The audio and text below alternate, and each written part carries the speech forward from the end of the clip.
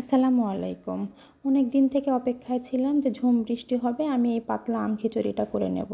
তো আজকে রাজশাহীতে ঝুম বৃষ্টি হচ্ছে, যেহেতু সারা দেশের উপর দিয়ে বয়ে চলেছে ঘূর্ণিঝড় রিমাল, সেই জন্য সব জায়গাতেই বৃষ্টি হচ্ছে। আমি এই পাতলা আম খিচুড়িটা করে নিলাম। তো পাতিলে কিছুটা চাল দিয়ে দিলাম। আমার বাসায় 3 জন মানুষ আমরা, সেই পরিমাণে চাল দিয়েছি মসুর ডাল এবং মুগ ডাল। মুগ ডাল এবং মসুর ডালের পরিমাণ আমি সেম রেখেছি। আর এখন দিচ্ছি আপনার মাসকলাইয়ের ডাল এবং সামান্য পরিমাণ দিচ্ছি খেসারি ডাল। এই দুটার পরিমাণ আমি সেম রেখেছি। আমার হাতের কাছে 4 রকম ডাল ছিল, তো 4 রকম দিয়েছি। আপনারা আপনাদের হাতের কাছে যে কয়েক রকম থাকবে সেটি কম বেশি করে দিতে পারেন। দিয়ে দিয়েছি কাঁচামরিচ, পেঁয়াজ কুচি, এখন দিচ্ছি রসুন ছেঁচা। খিচুড়িতে একটু রসুন ছেঁচা বেশি দেবেন, এতে করে টেস্ট ভালো আসে।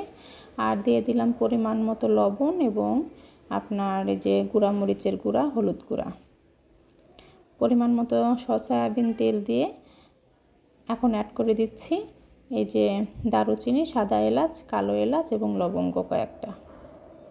দিয়ে দিলাম পরিমাণ মতো তেজপাতা। এখন সবগুলো উপকরণ আমি হাত দিয়ে মেখে নেব। যেহেতু পাতলা খিচুড়ি করছি আমি, এই জন্য হাত দিয়ে অবশ্যই মেখে নিতে হবে সুন্দর করে।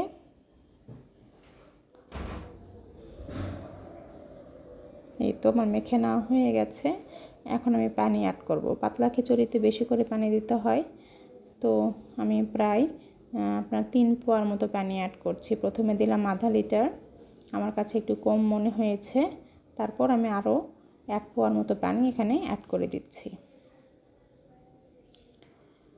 আমি কিন্তু এতক্ষণ চুলা অন করেছিলাম না, সবেমাত্র চুলাটা অন করলাম আর ঢাকা দিয়ে রেখে দিচ্ছি। 4-5 মিনিট পর এরকম যখন ডালগুলো ফুটে আসবে, চাল এবং ডাল, দেখতেই পাচ্ছেন পানিতে বলক উঠে আসছে। এখন আমি একটি খুন্তির সাহায্যে অনবরত নাড়তে থাকবো, নাড়া কিন্তু বন্ধ করছি না। যখন চালটা আপনার 90% কুকড হয়ে যাবে, তখন এর সাথে আমি আম অ্যাড করব। যেহেতু এটি আম খিচুড়ি, প্রথমেই আমি আম অ্যাড করি না, এজন্য যে প্রথমে আম অ্যাড করলে ডালগুলো কিন্তু প্রপারলি সিদ্ধ হতো না, তো এই জন্য আর আমগুলোও কিন্তু গলে যেত, তখন খিচুড়ি বেশি টক হয়ে যাবে। তো আমি এই সময় আম অ্যাড করে দিলাম। দেখতেই পাচ্ছেন আমার খিচুড়ি প্রায় হয়ে গেছে, ডালগুলো গলে গেছে। এখন আমি এটিতে ফোড়ন দেওয়ার জন্য খিচুড়ির পাতিলটা নামিয়ে ওই চুলাতেই প্যান বসিয়েছি, দিয়েছি পেঁয়াজ কুচি আর দিয়ে দিলাম আস্ত 2টা শুকনো মরিচ। শুকনো মরিচের ফ্লেভার খিচুড়িতে খুবই মজা লাগে। আর যখন খিচুড়ি খাবো, আমি খিচুড়ির সাথে কিন্তু ডিম ভাজা কি গোশ ভাজা কিছু নেব না, শুধু কাঁচা পেঁয়াজ এবং এই যে 2টা শুকনো মরিচ দিলাম, এটা ডলেই খেয়ে ফেলবো। দিয়ে দিলাম সামান্য একটু পাঁচফোড়ন। যেহেতু আপনার বিভিন্ন রকম ডাল রয়েছে এখানে, এজন্য পাঁচফোড়ন দিলে সুন্দর স্মেল আসে এবং টেস্টও বহুগুণে বেড়ে যায় পাতলা খিচুড়ির। তো ফোড়নটা রেডি করে আমি চুলায় আবার ওই হাঁড়িটা দিয়ে দিয়েছি, খিচুড়ির হাঁড়ি। আর যেহেতু গরমই ছিল, আবার তুলে দেওয়ার সঙ্গে সঙ্গে এটা আবার যে বলক চলে আসছে খিচুড়িতে।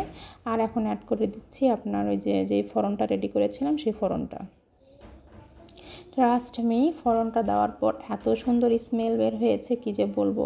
এরকম খিচুড়ি মন চায় যে প্রতিদিন খাই, কিন্তু বৃষ্টি না হলে কিন্তু এরকম খিচুড়ি খেতে ভালো লাগে না। তো ওয়েদার বুঝে আজকে আমি ঝটপট করে নিলাম এরকম আম খিচুড়ি। আপনারাও ট্রাই করবেন প্লিজ। অতুলনীয় হয় স্বাদের দিক থেকে এই খিচুড়িটা। লাস্টে অ্যাড করে দিলাম 1 চামচ পরিমাণ ঘি। আর ঘিটা যেহেতু আমি ফ্রিজে রেখেছিলাম, জমাট বেঁধেছিল, এই জন্য একটু নাড়া দিয়ে নিলাম। তো আমার খিচুড়ি রেডি টু সার্ভ, আর আমি সার্ভ করে নিয়েছি। এখন দেখতেই পাচ্ছেন উপর থেকে আমি দিয়ে দিয়েছি কয়েক টুকরা কাঁচা পেঁয়াজ, আর কিছু না।